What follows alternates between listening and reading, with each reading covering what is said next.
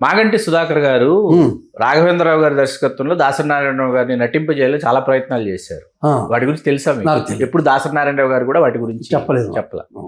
Sir, Dasari Narayana Rao గారు ఆయన చివరి రోజులు అని మనం అనలేము, ఆయనకు తెలియదు, మనకు తెలియదు. నిజంగా అదొక దురదృష్టకరమైనటువంటి పరిణామం. ఆ సమయంలో అంటే పద్మ గారు గతించిన తర్వాత ఆయన తన ఆత్మకథ చెప్పుకోవాలనుకున్నారని, రాద్దాం అనుకున్నారని, ఒక రచయిత చేత రాయించారని, అది ఇప్పుడు లభ్యమవుతోందని చాలా మందికి తెలియదు సార్. దాని గురించి ఒకసారి. అది అంటే మీరు అన్నట్లుగా అమ్మగారు పద్మగారు ఆమె వెళ్ళిపోవడం వల్ల చాలా కుంగిపోయాడు. అంటే సినిమా ఇండస్ట్రీలో ఉన్న వాళ్ళందరికీ తెలుసు, వాళ్ళిద్దరూ అసలు అర్ధనారీశ్వరం మొదలు లేకుండా ఆయన లేడు.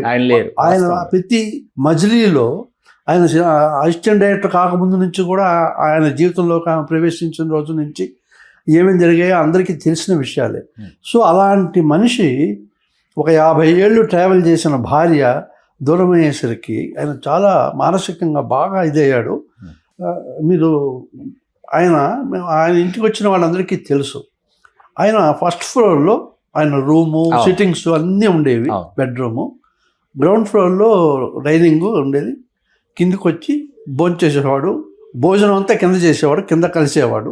మళ్ళీ సాయంకాలం అయిపోయిన తర్వాత ఫస్ట్ ఫ్లోర్ రిటైర్ అయిపోయేవాడు. ఆమె పోయిన తర్వాత అమ్మగారు 1 year కిందికి రాలేదు. 1 year కిందికి రాలేదండి. పైనే భోజనాలు కూడా పైకే.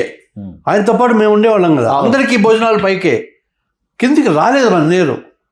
చూడండి మీరు, అంత కృంగిపోయారు. అంత మానసికంగా లోపల బాగా ఇదైపోయాడు. అంత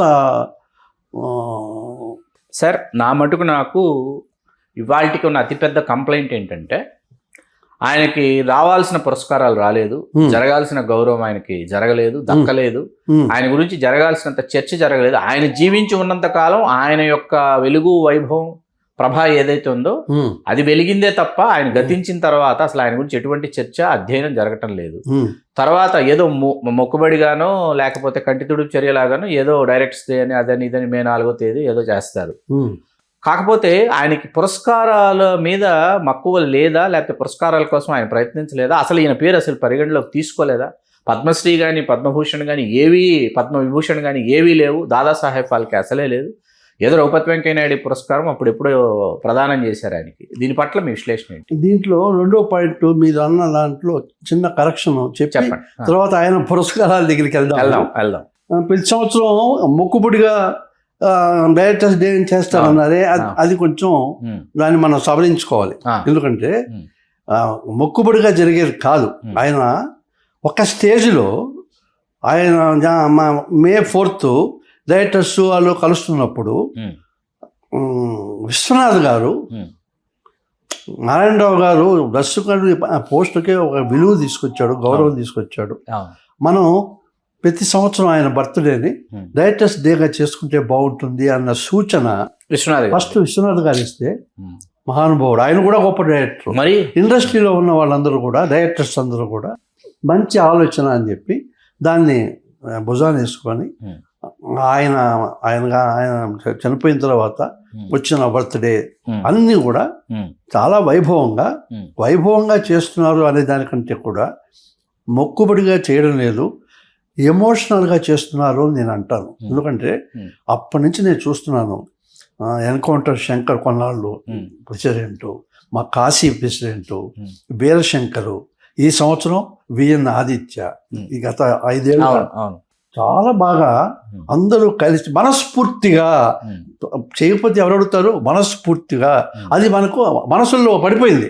డైరెక్టర్స్ డే అంటే దాసరి నారాయణరావు గారి బర్త్డే అని చేస్తున్నారు. ఇది ఒక పాయింట్. 2వ పాయింట్, ఆయనకు పురస్కారాలు అన్నారు. గురువు గారు నాతో అన్న ఒక మాట చెప్తాను. నేను జీవితంలో నా కెరియర్లో నేను ఎప్పుడు సన్మానం చేసుకోలేదయ్యా, అందరికీ నేనే సన్మానం చేశాను అన్నాడు. ఆయన ఎప్పుడు స్టేజ్ మీద మీరు చూసి వెనక్కి రికలెక్ట్ చేసుకోండి, ఒక రవీంద్ర భారతి స్టేజ్ మీదో, మెడ్రాస్లో స్టేజ్ మ్యూజిక్ అకాడమీ స్టేజ్ మీద గురువు గారికి ఒక సన్మానం, ఒక కిరీటం పెట్టడం అనేది ఎప్పుడు ఉండదు. గురువు గారి చేత పెట్టించుకుంటారు అందరూ. ఆయన ఏం చేశాడు, మినిస్టర్ అయిన తర్వాత ఒక బర్త్డే వచ్చింది. వస్తే అప్పటికి 140 పిక్చర్లు 150 సినిమాలు చేశారు కదా. నాతో సినిమాలు తీసిన నిర్మాతలందరికీ సన్మానం. ఇప్పటిదాకా చరిత్రలో జరగలేదు.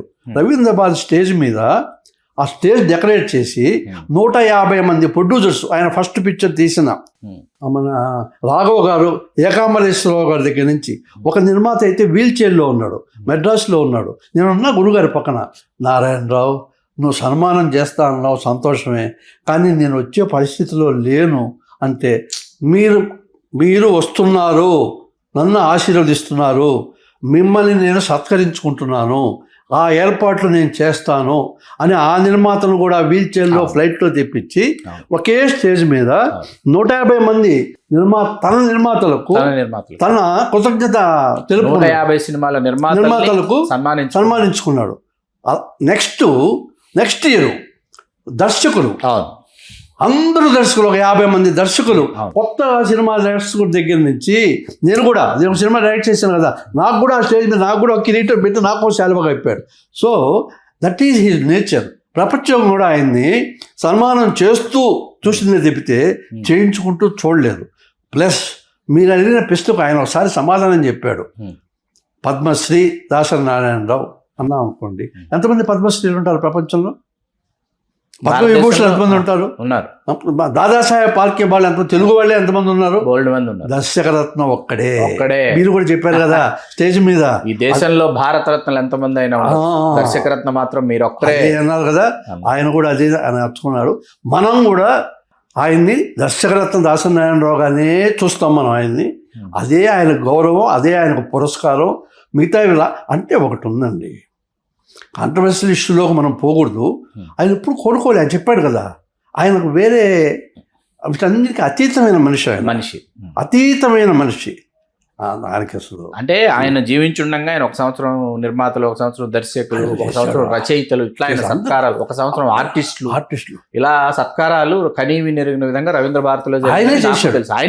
మొత్తం ఏ ప్రయాసాలని ఆయనే భరించారు. అవును. నా ఆవేదన ఏంటంటే పురస్కారాలను కాసేపు పక్కన పెడదాం. ఎందుకు పక్కన పెడదాం అంటే, మనకి డివిఎస్ రాజు గారి విగ్రహం ఫిల్మ్నగర్ కల్చరల్ సెంటర్ లోపల ఉంది. ఆయన పద్మశ్రీ పురస్కార గ్రహీత. దాసరి నారాయణరావు గారి చేత దాన్ని ప్రతిష్ఠింపజేశారు.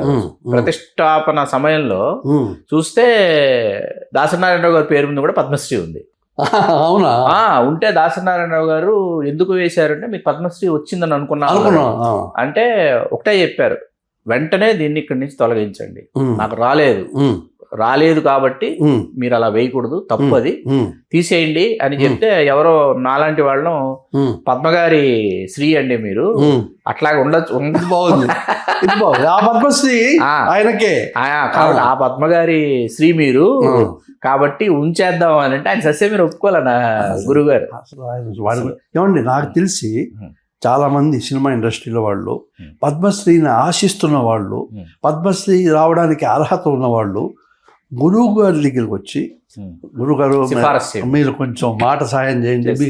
ఆయనకు ఢిల్లీ గవర్నమెంట్ ఆయన చేతిలో ఏ గవర్నమెంట్, ఒక్క కాంగ్రెస్ గవర్నమెంటే కాదు, అన్ని ప్రభుత్వాల్లోనూ చాలా మంది ఆయన దగ్గరకు వచ్చి మాకు కొంచెం మాట సహాయం చేయండి పద్మశ్రీ కోసం అని అడిగిన సందర్భాలు నాకు తెలుసు.